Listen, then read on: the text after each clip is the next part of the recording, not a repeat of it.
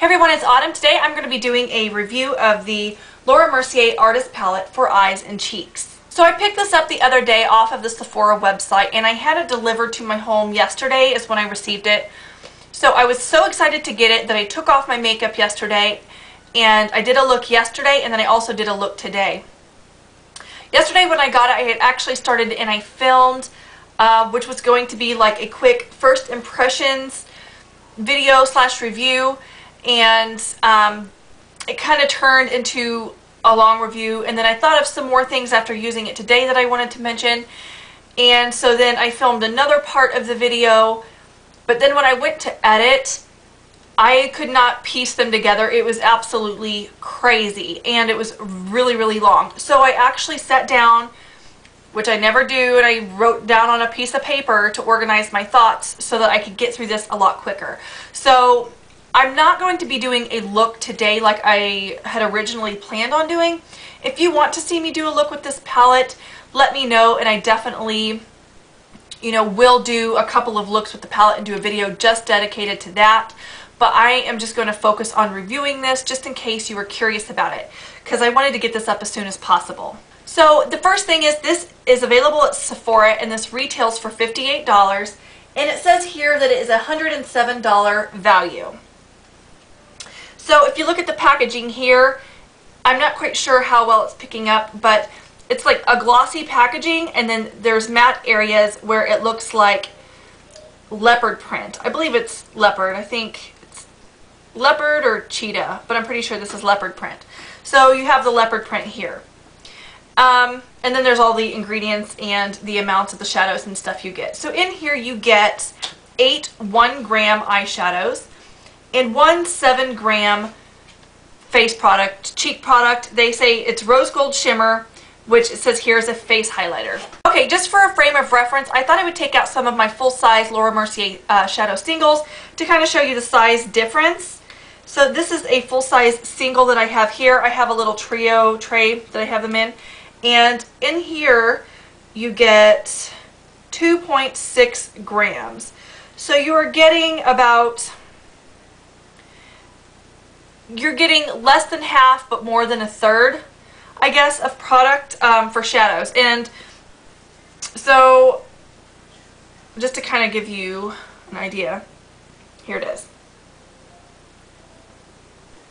In which, if you're like I am and you have a ton of eyeshadows, you're never going to use up a whole shadow unless it's a core eyeshadow such as your all over shade, your inner corner highlight, your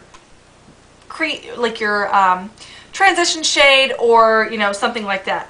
So let me pop this back in.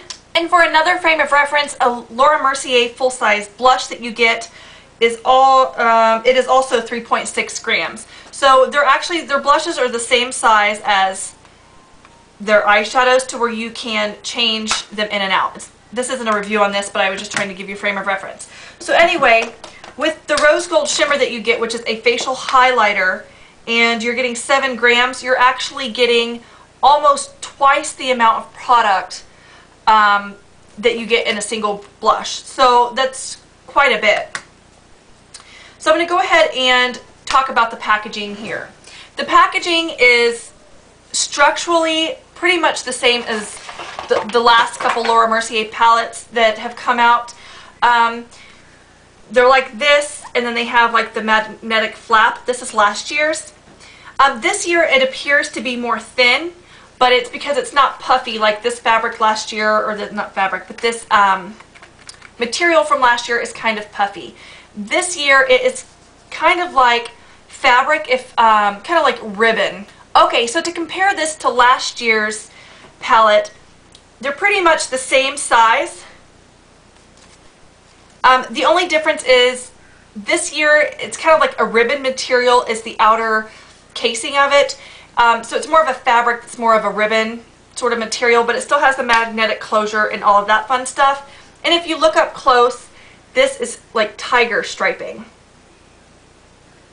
Okay, so when you open it up, you do get a nice large mirror right here that covers up the entire top portion of the palette. And then you have your colors, in which, sorry, this is not looking brand new because I have used it twice now.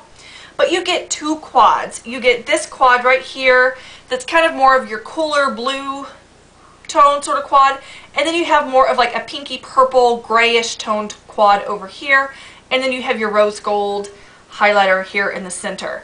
So I'm going to start out first by swatching all of these, and I'm going to go by quad, and then I'll do the rose gold shimmer last. And I also wanted to mention that this palette has 5 matte shades and 3 shimmer shades. So I'm going to go ahead and get started with the swatches. Okay, so here are the finger swatches. I'm going to show them to you a little bit more concentrated on the fingers, and then I am going to show them to you swatched out on the back of my hand. Also, please excuse my nails. So I just started kind of peeling them off. I'm sorry. But here they are. I have, just to kind of show you here, you have Vanilla Nuts, Stone Taupe, Deep Night, and Pewter. So those are them up close.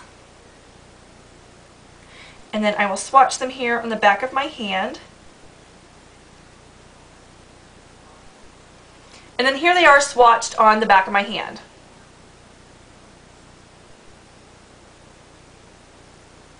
Here on my fingers is the other quad that is included on the right side of the palette, and this is your more mauve toned, kind of pinky purpley gray sort of toned part of the palette, and you have the shades Topaz, Morning Dew, Cashmere, and Crystal Beige. And so I'll bring those up a little bit closer.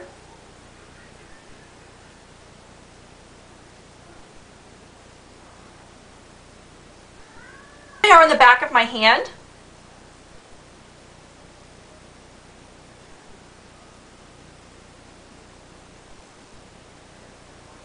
So the last thing I'm going to go ahead and swatch for you is the Rose Gold Shimmer Highlighter.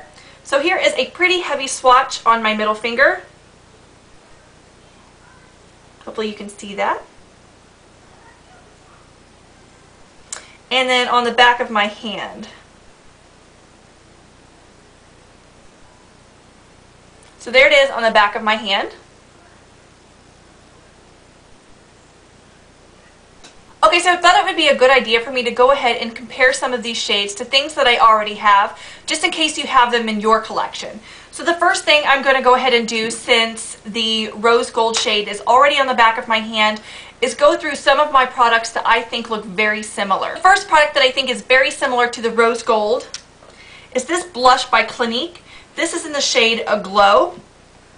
And so I'm just going to swatch it next to it, and you can kind of see. So the longer swatch right here is the Laura Mercier, and then this one right here is the Aglow by Clinique.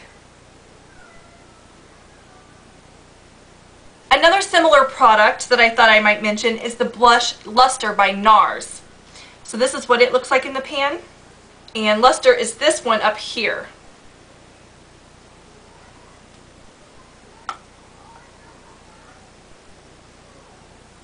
Another product that I wanted to mention is this product by Hourglass, which is the Radiant Light finishing powder. So although it is a finishing powder and its job is to kind of mimic certain light conditions for your skin, I felt like the coloring of this was very similar. So let's swatch and see. So there it is. Hopefully you can see that. Okay, so those are all of the similar products that I own that I thought that I would mention, just in case you have those in your collection and you were kind of curious about the rose gold shade mentioned here, because it's kind of the craze. Everybody wants that rose gold look. So if you have one of these, maybe you might not have to buy the palette, I guess is pretty much why I'm showing you. So I already owned 3 of the shades that were in the new palette, and I thought that I would go through and compare them to the older ones. Sometimes when you get a palette that is kind of mass produced like this, people claim that the quality may not be the same or the shades may not be the same. I haven't found that to always be the case, but I have found with some different makeup brands that that is the case, and I don't know if it's because they're sending it to different manufacturers or maybe the batch just got a little off or something like that. So I thought I would just go ahead and compare the eyeshadow shades that I already had. The only repeat shade that is from last year's palette is the shade Vanilla Nuts, and they're both right here. So we have last year's right here and the current one right here. I'm not quite sure how well you can tell in the camera, but they do not look the same to me. This year's Vanilla Nuts looks more yellow toned, and last year's Vanilla Nuts looks very pink toned. I also wanted to note that if you bring this year's Vanilla Nuts over next to Morning Dew, that they are actually exactly the same. So maybe last year at some point, I'm not quite sure, they accidentally put Morning Dew in place of Vanilla Nuts and mislabeled the palette. The reason that I'm thinking that last year's was the mess up was because I also have a third Morning Dew that is more pink toned that comes in this little duo. I'm going to swatch them all together so you can see. So this is this year's Morning Dew, or not this year. This is the Morning Dew from my duo. This is the Morning Dew from this year's Laura Mercier palette. If you notice, the one from my duo, it feels a lot softer to the touch when I put my finger in it to swatch it, but you can also see that it looks a little bit more chalky. So here they are swatched side by side, and mine that's a little bit softer obviously puts down more product, but the colors are the same, and I think I actually prefer the newer one to the older one just because it doesn't pick up as much product. But here they are side by side swatched to pretty much the same intensity, and you can see that there's really no difference between them. So I think that as far as those two are concerned, it's the same. I'm actually going to take last year's Vanilla Nuts and swatch it next to those to kind of show you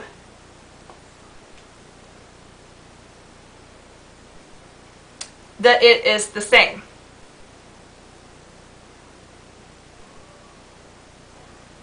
So the duplicate in the palette is not really the shade Vanilla Nuts, which is here, that is the yellow tone. The duplicate is actually the shade Morning Dew from last year's, and I think that they mislabeled it. So now going ahead, I'm going to go ahead and I'm going to swatch the current Vanilla Nuts, and you can see the difference between them. It's more yellow toned, and these three are more pink toned.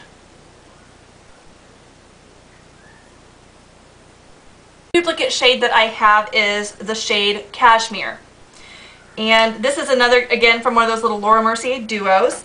And let me get that out of the way. I'll go ahead and I will hold them up for you. And so here is the new and the old Cashmere.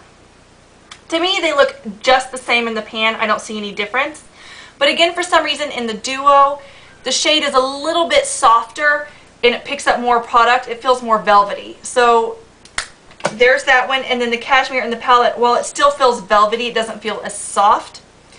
And when I swatch it, the one in the palette I actually like more, because the one in the duo that feels so soft and velvety, to me looks chalky in comparison to this one.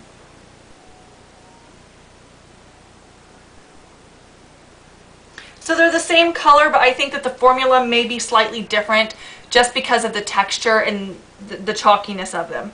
So now I'm going to go through and kind of talk about a few concerns that I have regarding this year's palette.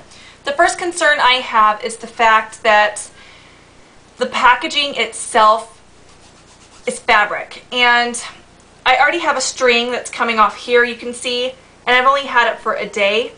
So around the edges and things, if you've had any fabric bound books or anything like that, eventually around the edges they kind of start to wear and tear, and they look really grubby.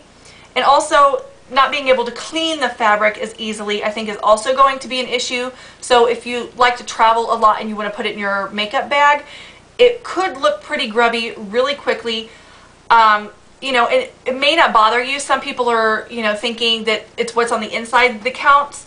But I'm the kind of person that I like my makeup stuff to look nice and new. It's kind of like treating yourself every day when you use a really nice product and nice packaging. It just makes you feel special.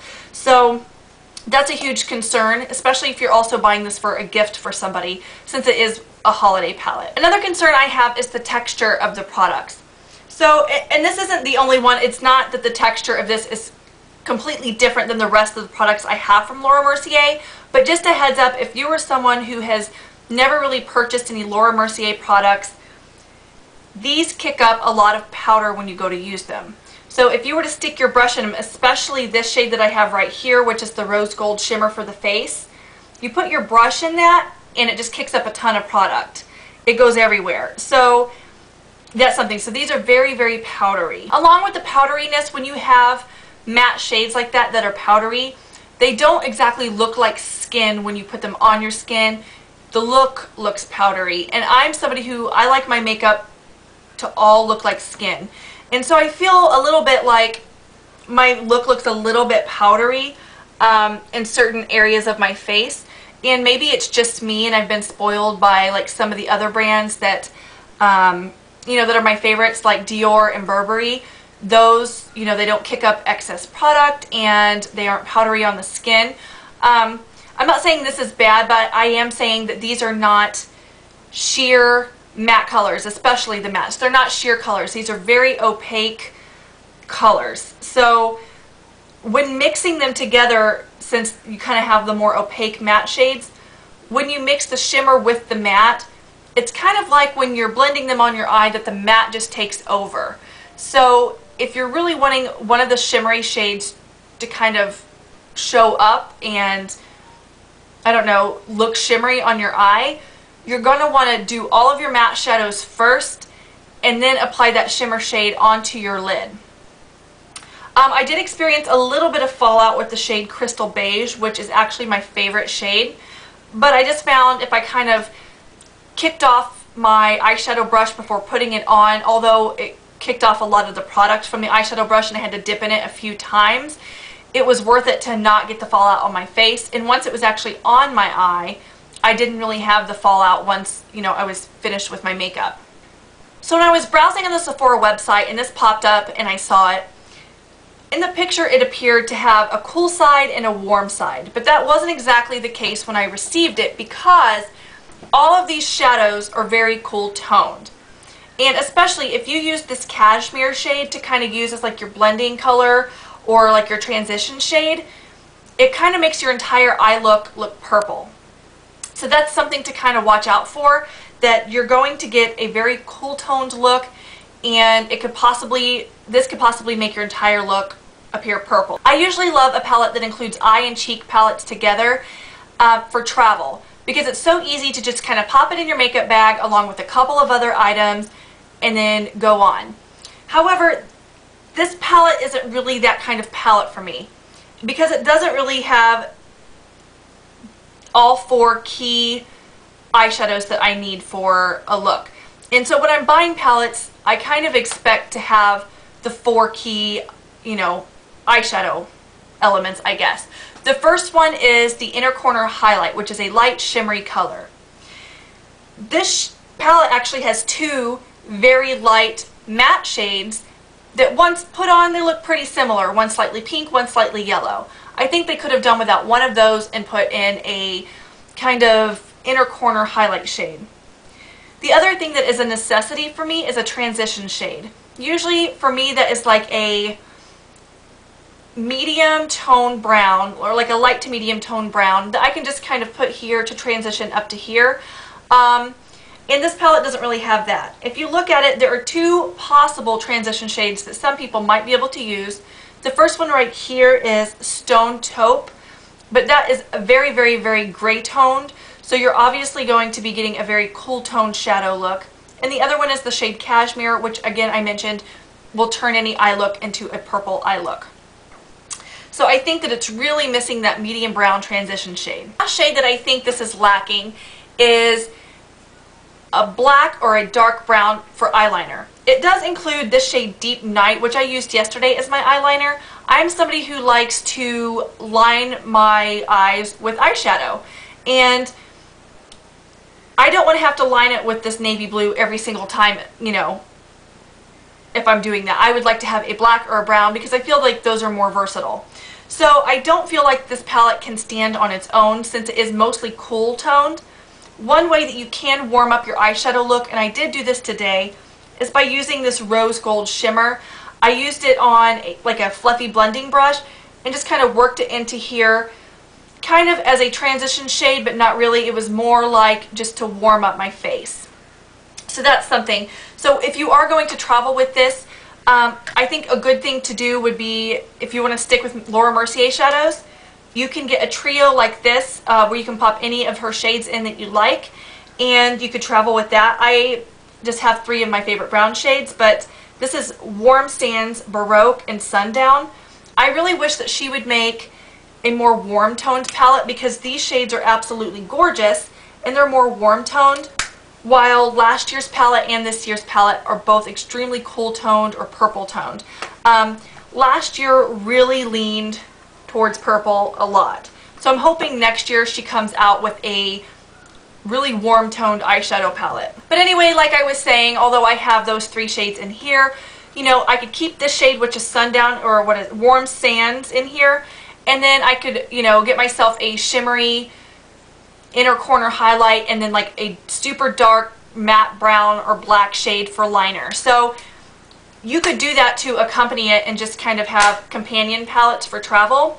Or you could also take along, depending on the tone that you prefer, your Urban Decay Naked Basics or your Naked Basics 2. The Naked Basics kind of slightly more warm toned than the Naked 2. The Naked 2 is more gray toned. I think if you had a problem with this being so cool toned, it would kind of make sense just to take the original Naked Basic. Another concern or kind of like confusion thing I have with this is the highlighter shade, the Rose Gold Shimmer. It's not a highlighter on my skin, it's more of, it would be like a blush or like a bronzer, one of those shades to kind of warm up the skin. It's definitely not a contour, but it is not a highlighter. It's not light enough for me to put up here because it would just be so dark. So I have to use this as a blush. And it doesn't make sense that it's such a like warm orangey toned color when everything else in this palette is extremely cool toned. It kind of gives a weird look about the face. So every time I do a look with this palette, if I were going to include the Rose Gold Shimmer, I have to also put it on the eyes to tie the look together. So picking this shade was a little bit confusing, especially since it is so warm toned. If this is a holiday palette and you wanted to go cool toned because it's winter and it's the holidays, I would think that they would have included like a pinky highlighter or a really, you know, light champagne highlighter, you know, to go in there. And that would also have been more versatile to use as like an inner corner highlight to kind of solve that problem as well. Although I think that this is not a good highlighter, I do think that, you know, for me, I can use it as a blush, and like I mentioned, you can also use it to bronze up things. I think if you have an extremely dark skin tone, if you are of color, I think that this would be a gorgeous highlighter for you. But then at the same token, shades like this and this and this are going to look so ashy on your skin tone. I think that these tones, or these 3 shades, are more focused for very pale skin tones because they're not going to appear as ashy. So I just kind of feel like it's mixed up. Sometimes palettes will focus all towards, you know, one palette, one skin tone, or towards, you know, another. And I feel like this one is just confused. So yeah, it just does not seem that cohesive to me. So my overall thoughts on this product, if you're confused, I kind of feel like I've been super Debbie Downer the entire time of talking about it, but I wanted to let you know, since it is kind of a lot of money to spend on a makeup item, I just kind of wanted you to know the ins and outs before you bought. The quality is there. The quality is very on par with the rest of the Laura Mercier quality of eyeshadows. If you've ever tried them, it's right there, you know, with the rest of them. Is this palette a must-have? I don't think so. If you're a Laura Mercier collector, or if you're somebody who, you know, you just like these shades and, you know, you have other things to add in with it, I would highly suggest it. If you're buying this as a gift for someone else, make sure you buy it for the person who already has a ton of makeup, because if you buy this for somebody who doesn't really know makeup very well and you're kind of getting this to them to kind of get started into it like as a gift, it's just missing a lot of key elements that people might need, and it's also not cohesive, so they're going to have something else to use it. So that's just kind of my thoughts on it. Am I going to keep this? I think I will, just because I feel bad about returning products that I've used, and I have used this twice. I'm not extremely thrilled with the looks that I've achieved, but at the same token, the quality, you know, is what I expected from the Laura Mercier palettes, and although I'm not really thrilled with the way the colors are or anything like that, the quality is that way, and I think that I can make these work. This is not going to be a palette that I'm going to travel with unless, again, like I mentioned, I take some companion single shadows or another palette to kind of go in with it. So the standout shades to me are actually Crystal Beige, Topaz, Stone Taupe, Deep Night, Pewter. Like, I love all of those shades. And maybe I'm just not loving the shades that I already own, and maybe that's, you know, whatever.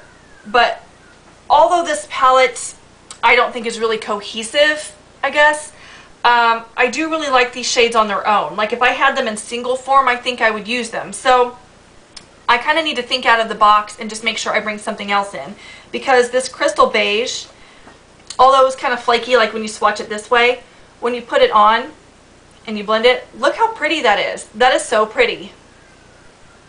So I think that's really pretty. I really like the deep dark navy. I think I'm going to be able to achieve a really pretty navy smoky eye with that. But I'm just going to have to, again, keep in mind to not just use this, to add something else in with it. I do plan on doing a video of two looks using this palette, and usually when I do a palette look, I usually try to only stay within that palette, add nothing else, just so you can kind of get an idea. I'm not going to be able to do that when I put up that video, just because, like I mentioned before, this palette does not have all of the key elements that I expect in an eyeshadow palette. But at the same time, I feel like I could get some really cool looks out of this. So I will be doing two looks coming up here really soon to do that. I couldn't include it in this video because I felt like the video would just be too long. I hope you enjoyed this. If you have any questions or comments or suggestions, go ahead, leave those below. And thank you so much for watching, and I will talk to you all very soon. Bye-bye.